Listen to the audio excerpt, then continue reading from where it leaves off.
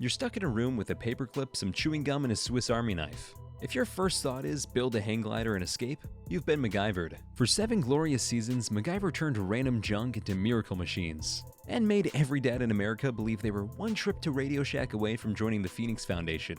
But behind the duct tape and dramatic explosions, a production full of secrets even MacGyver couldn't engineer his way out of. Stick around to the end for the off-screen meltdown that nearly ended the show mid-season. Starting off with number 15, MacGyver was almost named McGruber. Yep, like the SNL parody decades later. Focus groups thought it sounded like a burger chain, not a genius with a Swiss Army knife. One early promo even used McGruber before someone saved the day with a last-minute rename. Here you go, McGruber. Turn it over, I wrote you a little note. I love you too, Daddy. We dodged a Big Mac of a branding disaster. And yes, some of that early merch still exists as collectibles. The character went through 17 different names, including Dirk McReady and Cash McPherson, because nothing says resourceful inventor like sounding like a soap opera villain. Number 14, Richard Dean Anderson was terrified of heights. The guy who dangled from helicopters every week, scared of anything higher than a stepladder. Anderson used 3 different stunt doubles depending on the height requirement. There was close-up Mac, medium shot Mac, and holy crap, that's really high Mac! That season 3 helicopter rescue that made your palms sweaty?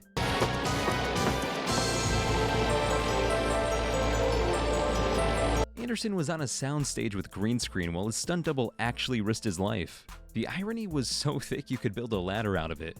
Lucky number 13. Or maybe unlucky, depending on how you feel about explosives. The technical advisor was basically the real MacGyver. John Coivula, Vietnam demolitions expert, Star Wars special effects guy, and owner of a security clearance that prevented him from discussing half his resume. Hey, we don't serve their kind here. What? You're a droid. His job? Build working prototypes of MacGyver's inventions to make sure they wouldn't kill curious kids at home. About 60% actually worked. The other 40% would have made great Darwin Award submissions. His garage looked like Q's laboratory exploded in a hardware store. The man turned TV nonsense into real science, then figured out how to make it safe for primetime. Number 12. MacGyver's hockey obsession was pure Richard Dean Anderson ego. Anderson demanded his character love the Minnesota North Stars. Why? Because Anderson was a huge fan, and figured he could write off season tickets as research. The show filmed at actual hockey games where Anderson would show up in full MacGyver costume. Leather jacket, mullet, the works. Imagine explaining that to your date. Oh, that's just TV MacGyver pretending to be real MacGyver at a hockey game. Anderson even convinced writers to create a backstory where MacGyver turned down a hockey scholarship to MIT. Because apparently every genius inventor needs sports credentials. Coming in at number 11. The Swiss Army knife had more stunt doubles than Tom Cruise. MacGyver's iconic red knife was actually several different knives. The hero knife for close-ups, the action knife for fight scenes, and the giant macro knife for extreme close-ups that was literally the size of a briefcase. The Swiss Army Company initially provided free knives until they realized the show was depicting their products doing things that violate several laws of physics.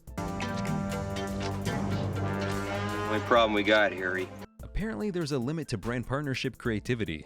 MacGyver used his knife to hack computer systems, pick locks, and perform surgery. Swiss Army probably never imagined their camping tool would become the ultimate jack-of-all-trades device. If you're loving this behind-the-scenes chaos, hit that subscribe button before we booby-trap the next fact with chewing gum and string. And in the comments, tell me the weirdest thing you've ever tried to MacGyver. Bonus points if it involved duct tape or a trip to the ER. Weird fact number 10. Dana Elcars' real-life blindness became television history by complete accident. Dana Elcar, who played MacGyver's boss Pete Thornton, was gradually losing his vision due to glaucoma throughout the entire series run.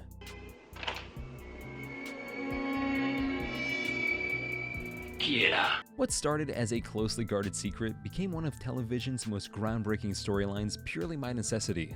Did you notice Pete Thornton's behavior becoming different in later seasons? Elcar had been hiding his condition for the first 3 seasons, using memorized blocking and audio cues to navigate scenes. But by season 4, his vision had deteriorated to the point where he couldn't continue pretending. The breakthrough came when the writers made the unprecedented decision to incorporate Eclair's real-life condition into the show. Remember those powerful episodes where Pete admits his blindness to MacGyver? That wasn't just acting. It was Elcar essentially coming clean about his real situation, and Anderson's emotional reaction was completely genuine. Here's what made it special. The show actually brought in consultants from the National Federation of the Blind, redesigned sets to be more accessible, and taught the entire cast techniques for working with visually impaired actors. This was groundbreaking television that happened entirely by accident. Very MacGyver when you think about it. The show received thousands of fan letters from visually impaired viewers who had never seen their experience represented on television with such authenticity and respect. Number 9. The no guns policy drove writers to creative breakdown, and one literal breakdown. Richard Dean Anderson's insistence that MacGyver never used guns sounds noble until you realize it made writing action scenes an absolute nightmare every single week. Remember how MacGyver would face armed terrorists and somehow defeat them using office supplies? That wasn't creative genius. That was writers having panic attacks in conference rooms.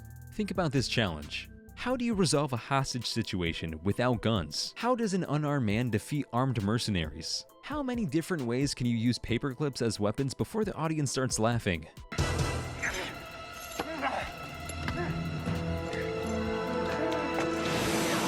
One Season 3 writer, David Simpkins, reportedly had a complete breakdown trying to figure out how MacGyver could escape from a room full of armed guards using only janitor's closet supplies. The writers developed an elaborate system of MacGyver-approved solutions that included improvised weapons, but not too weapony, clever misdirection, and a shocking amount of scenarios involving bad guys accidentally knocking themselves unconscious. Did you ever notice how remarkably incompetent MacGyver's enemies were? They couldn't hit the broadside of a barn from inside the barn, which was necessary because Anderson's gun phobia meant even fake weapons made him uncomfortable. Number 8. MacGyver's leather jacket was literally stolen property that became television history. That iconic brown leather jacket that defined MacGyver's entire look? It was originally purchased for a completely different character on General Hospital, a motorcycle-riding bad boy whose storyline got scrapped. The jacket ended up in ABC's General Wardrobe Warehouse where Richard Dean Anderson spotted it and just took it. Picture this. Anderson literally walked out of the Wardrobe Warehouse wearing the jacket and never brought it back. The costume department spent weeks looking for their missing jacket before someone realized Anderson had been wearing it in every scene of the pilot. By the time they figured out what happened, the jacket had become integral to MacGyver's character design. The producers had to retroactively pay General Hospital's costume department for a jacket that was originally intended for a soap opera villain. Remember how attached you got to that jacket as MacGyver's signature look? Anderson became so possessive of it that he insisted on taking it home between filming days. He wore it to restaurants, grocery stores, and public appearances, essentially living as MacGyver. The jacket required constant maintenance because Anderson refused to let the costume department keep backup copies. They had one jacket for the entire 7-season run. If something happened to it, the show would have been in serious trouble. Number 7. The theme song battle that almost destroyed the show before it started. Mike Post and Pete Carpenter's instrumental theme that we all know and love was actually the compromise solution to a creative war that nearly killed MacGyver before the first episode aired. He's a secret agent in the face of death he laughs 'cause Do you remember humming along to that iconic guitar riff? Well, it almost had lyrics that would have ruined everything. The original demo version included vocals about making something from nothing, finding a way when there's no way, and using your mind to save the day. The singer sounded like he was auditioning for a motivational seminar soundtrack rather than an action series. Here's the behind-the-scenes drama. Richard Dean Anderson hated the lyrics with the passion of 1,000 burning suns, while network executives loved them because they thought viewers needed help understanding what the show was about. This led to a months-long standoff that delayed production and nearly caused Anderson to walk away entirely. The compromise was brilliant in its simplicity. Keep the melody, ditch the vocals. But here's the kicker. The lyrical version was already recorded and mixed, and bootleg copies started circulating among TV industry insiders for years. Plot twist, you can actually find the MacGyver theme with lyrics online now. And it's every bit as cheesy as you'd expect. Sometimes the road not taken leads directly off a cliff. Number 6. Richard Dean Anderson's scientific improvisation created an accidental educational empire. Those technical explanations MacGyver gave while building his contraptions, Anderson made up about 60% of them on the spot because the writers couldn't keep up with the scientific jargon required for each episode. Did you ever try to follow along with MacGyver's chemistry explanations and wonder why they sounded so convincing? Script pages would literally say, MacGyver explains the chemistry of explosive compounds. Richard to improvise.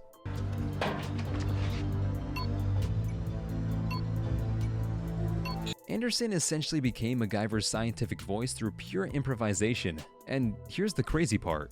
His off-the-cuff explanations were often more scientifically accurate than what the writers had originally planned. This created a fascinating problem. Anderson's improvisations were so convincing that teachers started using episodes in science classes because his explanations were clearer than textbooks. The show received endorsements from scientific organizations who didn't realize the science was being made up by an actor with a high school education. Anderson started getting invited to speak at science conferences and universities, where he'd have to explain that he wasn't actually a scientist, just an actor who was really good at sounding smart while wearing a magnificent mullet. Number 5.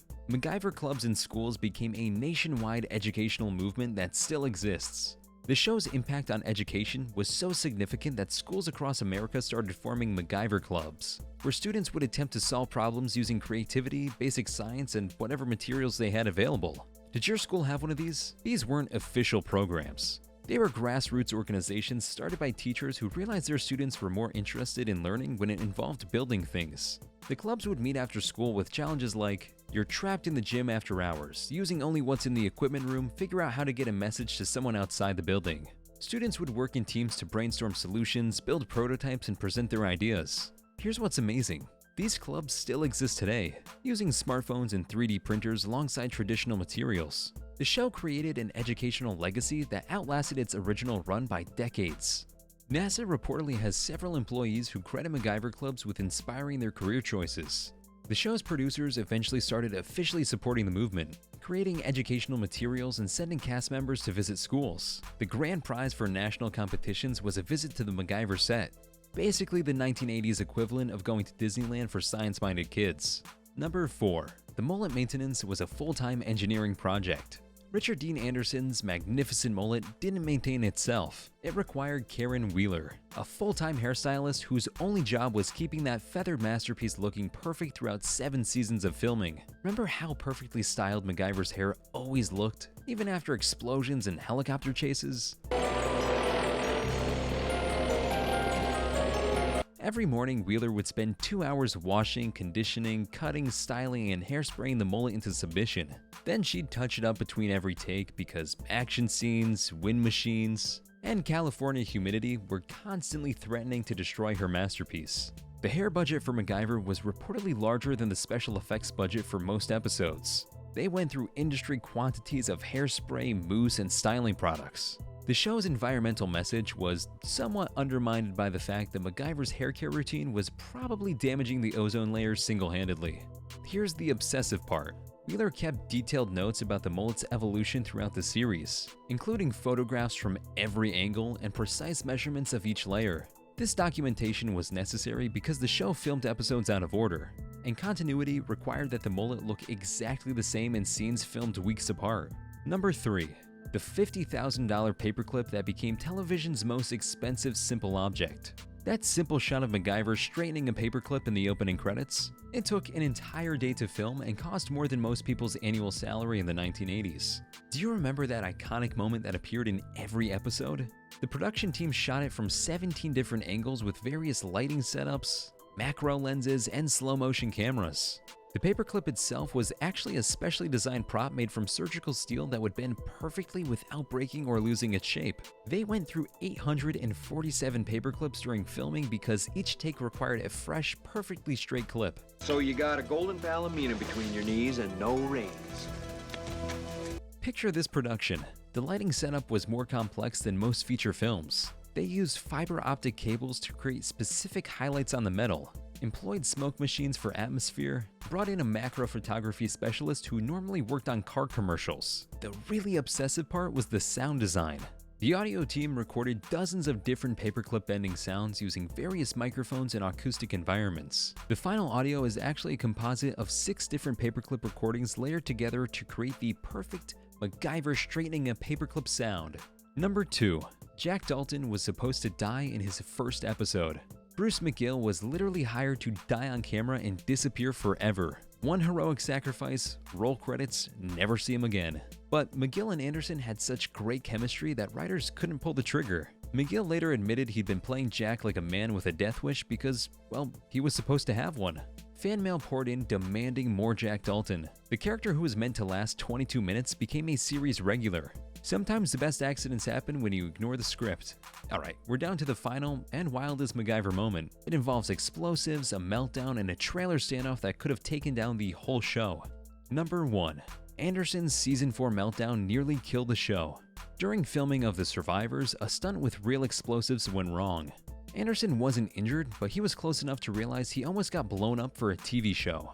He locked himself in his trailer for 3 days. Wouldn't come out, wouldn't talk to anyone, threatened to quit. Network executives flew in from LA, production shut down, and for a week, it looked like MacGyver was done. Anderson finally emerged with demands. No more real explosives, safety coordinators for every stunt, a hefty pay raise, and veto power over dangerous scenes. The network agreed to everything because losing MacGyver would have cost millions. This explains why later seasons felt less dangerous. Anderson had been traumatized by his own show's commitment to realism. Even MacGyver couldn't think his way out of PTSD. Which one of these facts blew your mind? And which made you want to rewatch the whole series with fresh eyes and a fire extinguisher nearby? Let us know in the comments. And if you want to keep up with more looks back at some of the best shows the 80s had to offer, be sure to subscribe so you don't miss a video.